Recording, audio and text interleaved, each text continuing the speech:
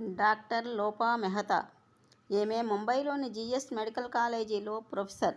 అక్కడ ఆమె అనాటమీ విభాగంలో పనిచేసేవారు. ఆమె తన 78వ ఏట ఒక లివింగ్ విల్ రాసుకున్నారు. అందులో ఆమె ఇలా స్పష్టంగా పేర్కొన్నారు: శరీరం సహకరించినప్పుడు, కోలుకునే అవకాశం లేనప్పుడు నాపై చికిత్సలు వద్దు, ట్యూబులు వద్దు, అనవసరమైన హాస్పిటల్ హడావుడి వద్దు. ఆ చివరి క్షణాలు ప్రశాంతంగా గడవాలి. ఆసుపత్రిలో చేసే చికిత్సలో మొండి పట్టుదల కన్నా వివేకానికి ప్రాధాన్యత ఇవ్వాలి. డాక్టర్ లోపా ఈ పత్రాన్ని రాయటమే కాకుండా మరణం గురించి ఒక పరిశోధనా పత్రాన్ని కూడా ప్రచురించారు. అందులో ఆమె మరణం అనేది సహజమైన మరియు నిశ్చితమైన జీవశాస్త్ర ప్రక్రియ అని స్పష్టం చేశారు.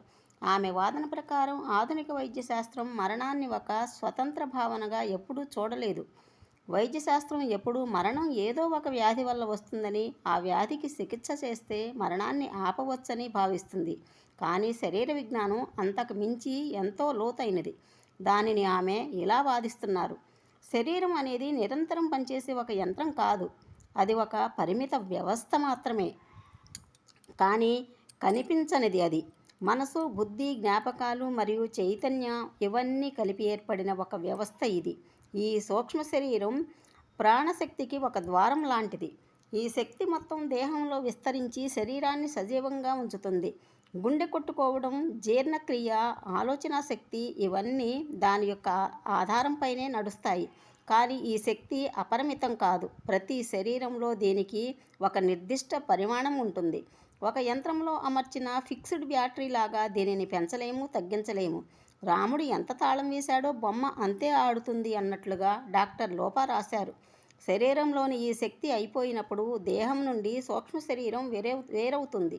అప్పుడే దేహం కదలకుండా అవుతుంది. దీనినే మనం మరణం అంటాము, ప్రాణం పోయింది అంటాం.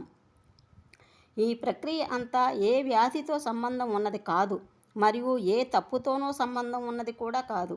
ఇదంతా శరీరం యొక్క ఒక అంతర్గత లయ. ఇది గర్భంలోనే మొదలవుతుంది, పూర్తయి మరణం వరకు చేరుకుంటుంది. ఈ శక్తి ప్రతిక్షణం ఖర్చవుతూనే ఉంటుంది. ప్రతి క్షణం, ప్రతి అవయవం తన జీవిత కాలాన్ని పూర్తి చేసుకుంటుంది.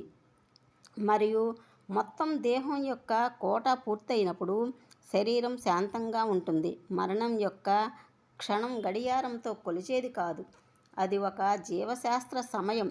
ఇది ప్రతి ఒక్కరికి వేరువేరుగా ఒక్కొక్కలా ఉంటుంది. అందరికీ 35 ఏళ్లలో పూర్తవుతుంది, కొంతమందికి 90 ఏళ్లలో పూర్తవుతుంది. కానీ ఇద్దరూ తమ ప్రయాణాన్ని పూర్తి చేస్తారు.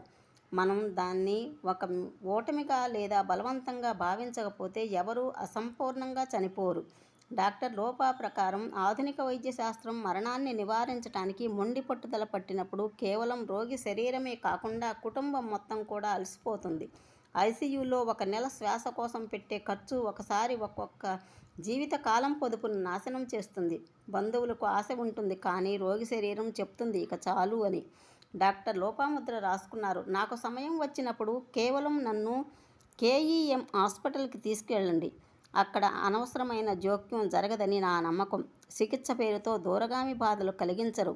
శరీరాన్ని ఆపవద్దు, దాన్ని వెళ్ళనివ్వండి. కానీ ఒక ప్రశ్న: మనం మన కోసం ఇలాంటిదేమైనా నిర్ణయించుకున్నామా? మన ఆసుపత్రులలో ఇలాంటి కోరికలకు గౌరవం ఉందా?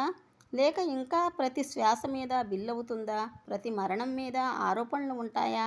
ఇది అంత సులభం కాదు. తర్కం మరియు భావోద్వేగాల మధ్య సమతుల్యత సాధించటం అంత తేలికైన పని కాదు. మరణాన్ని మనం ప్రశాంతమైన, నిర్ణీతమైన శరీర అంతర్గత గతి నుండి వచ్చిన ప్రక్రియగా చూడటం నేర్చుకుంటే బహుశా మరణ భయం తగ్గుతుందేమో. డాక్టర్ల నుండి ఆశించేది మరింత వాస్తవికంగా ఉంటాయి. నా అభిప్రాయం మరణంతో పోరాటం ఆపివేయాలి. దానికంటే ముందు జీవించటానికి సిద్ధం కావాలి, మరియు ఆ సమయం వచ్చినప్పుడు ప్రశాంతంగా, గౌరవంగా దానిని ఎదుర్కోవాలి. బుద్ధుని మాటలలో మరణం అంటే జీవిత ప్రయాణంలో తర్వాతి దశ. పుట్టుక ఎంత సహజమో మరణం కూడా అంతే సహజం. దీనిని మనం గమనించాలి. గీతలో కృష్ణ భగవానులు చెప్పారు: పునరపి మరణం, పునరపి జననం అని. Thank you for watching. ఇలాంటి మరిన్ని వీడియోల కోసం మన ఛానల్ని సబ్స్క్రైబ్ చేసుకొని లైక్ చేయండి, షేర్ చేయండి. Thank you.